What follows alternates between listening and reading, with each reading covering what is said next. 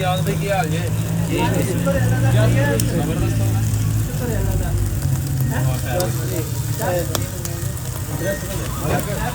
दो फोटा दो तुमची एक कलेजी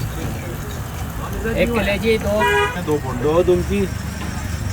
एक कलेजी दो फोटो गरम गरम दो फोटो एक कलेजी ते दो तुमची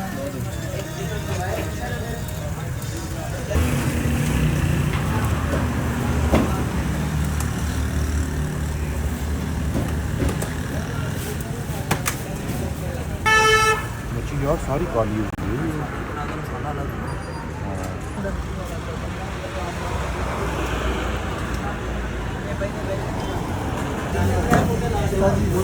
रोटी